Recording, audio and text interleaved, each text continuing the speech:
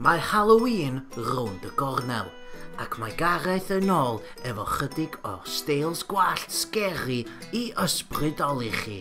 Hei, dyn nhw'n scary. Wel, mae'r un gyntaf yn. Mae hwn eitha cool fel Gary Oldman yn Bram Stoker's Dracula, un o horror films 9. Mae'n eitha hawdd i wneud, ti just angen loads o gel a wedyn ti creu 2 pwynt. Mae hefyd yn edrych fel eyebrows masif, neu Yorkshire Terrier. Grrr. Ond mae mam yn dweud bod fi'n edrych fel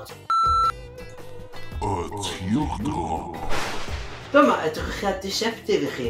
O'r ffrynt, mae'n edrych fel bach fel cwiff yndi, fel Elvis neu fel dyn busnas.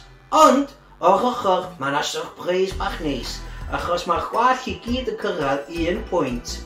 Mae hwn yn eitha fancy, fel rhywun o District 1 yn yr Hunger Games. Just angen brwsio'n dwt, siapio efo'ch dwylo, dipyn o gel. Y flicar. Isio bod yn really fancy, mae hwn yn un smart a funky. Ti'n neud side parting a wedyn flicio efo fyny efo bach o gel.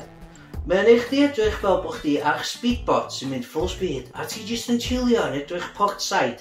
Fel, yeah, gyda fi speedbot, dwi'n loaded a dwi'n edrych yn really cool. A dyna ni, wallt Gareth. Hei, Gar, Ia Gar? ti'n cool dude, ia? Diolch Gar.